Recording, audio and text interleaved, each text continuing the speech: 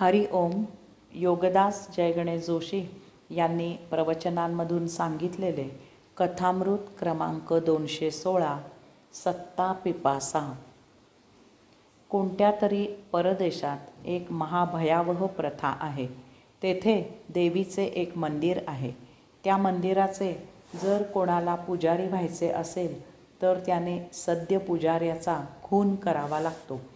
त्याला त्या पुजाऱ्याला ठार मारावे लागते आणि त्याचे शीर त्या देवीला अर्पण करावे लागते.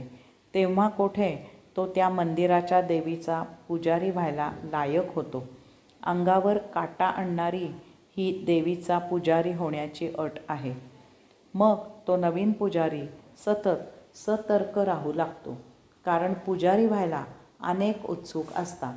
त्यांच्यापैकी एखादा त्याला ठार मारायला केव्हा येईल याचा काही भरवसा नसतो. पुजाऱ्याची जागा घेतल्यावर आपलाही एक दिवस खून होणार हे माहीत असूनही ते पुजारी पण घ्यायला अनेक जण उत्सुक असतात. ते एकमेकांना ठार मारायला संधीची वाट पाहत असतात. आपल्याला हे वाचून अंगावर शहारा यायचे तसे काही कारण नाही, कारण आजही अनेक देशात हेच चालले आहे. आपल्या भारताप्रमाणे फार फार थोडे देश असे आहेत की जेथे 100% लोकशाही आहे. मी हे स्वानुभवावरून सांगत आहे. मी असा एक देश पाहिला आहे आणि अनुभवला आहे की जेथे सैनिकी लष्करी राजवट आहे. तेथे देशाच्या सत्ताधीशाचा खून केला जातो आणि तो खून करणारा नवीन सत्ताधीश होतो. तेथील प्रथा महाभयावह आहे. आपल्या आधुनिकतेची लाज वाटावी अशी आहे. जुन्या सत्ताधीशाला ठार मारल्यावर तो नवीन सत्ताधीश त्या मृत गत सत्ताधीशाच्या मानेला आपल्या दातांनी चावा घेतो आणि त्या शत्रूचे तो थोडे रक्त शोषून पितो. मग इतर सैनिक त्या गत सत्ताधीशाच्या शरीराचे तुकडे करतात. एक एक तुकडा आपल्या बंदुकीच्या संगिनीवर खोचतात. काही सैनिक त्याच्या हातापायाची बोटे कापून आपल्या तोंडात विडी, सिगारेट, चिरूटसारखी धरतात. नंतर अशा सैनिकांचे रस्त्यावरून संचलन होते. ते त्या संगिनी झेंड्यासारखी उंच उंच फडकवतात. हे पाहायला लोक रस्त्यावर दाटीवाटीने गर्दी करतात. नवीन सत्ताधीशाच्या नावाचा उदो उदो करत गजर केला जातो. हाच जीवघेणा कार्यक्रम पुन्हा एखादा नवीन सत्ताधीश करतो. त्यांना केव्हा कळणार की अशी सत्ता तकलादू असते? हे ज्यांना समजते ते बाहेरील लोक ही गंमत पाहतात. त्यात त्यांचे आंतरराष्ट्रीय राजकारण असते. एकमेकांना ठार मारून कोणाचेही भले होत नाही. शाश्वत सत्ता फक्त एकाचीच, त्या जगदीशाची, त्या परमात्म्याची आहे. त्याच्यापुढे नतमस्तक व्हावे आणि चिर आत्मानंद प्राप्त करावा. कथामृत 217 जसा प्रश्नकर्ता तसे उत्तर. एकदा भगवान बुद्ध एका वृक्षाखाली बसले असताना त्यांचा एक पट्ट शिष्य आनंद एकाला तेथे घेऊन आला.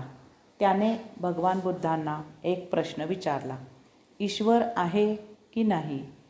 भगवान बुद्धांनी एक क्षणभर त्याच्याकडे निरखून पाहिले आणि त्याला उत्तर दिले, नाही, ईश्वर असे काहीही नाही. आपल्या प्रश्नाचे उत्तर मिळाल्यावर तो तेथून पूर्ण समाधानाने निघून गेला. त्याच दिवशी दुपारी एक साधक भगवान बुद्धांना भेटायला आला होता. त्याने तेथेच असलेल्या आनंदला सांगितले की त्याला भगवान बुद्धांना प्रश्न विचारायचा आहे. आनंदने तसे भगवान बुद्धांना सांगितले आणि त्यांनी अनुमती दिल्यावर भेटायला आलेल्या साधकाने भगवान बुद्धांना विनम्र प्रणाम केला आणि प्रश्न विचारला, ईश्वर आहे का? भगवान बुद्धांनी एक क्षणभर त्याच्याकडे निरखून पाहिले आणि त्यांनी त्या साधकाला उत्तर दिले, होय, ईश्वर आहे. हे उत्तर ऐकून तो साधक पूर्ण समाधानी झाला आणि भगवान बुद्धांना अत्यादरे प्रणाम करून तेथून निघून गेला. परंतु आनंद मोठ्या आश्चर्याने भगवान बुद्धांकडे पाहू लागला. दुसऱ्या दिवशी एक जण भगवान बुद्धांना भेटायला आला होता. त्याने भगवान बुद्धांना नमस्कार केला आणि प्रश्न विचारला, ईश्वर असं काही आहे? भगवान बुद्धांनी एक क्षणभर त्याच्याकडे निरखून पाहिले आणि ते शांत मौन राहिले. त्याने विचारलेल्या प्रश्नाचे उत्तर त्याला दिले नाही.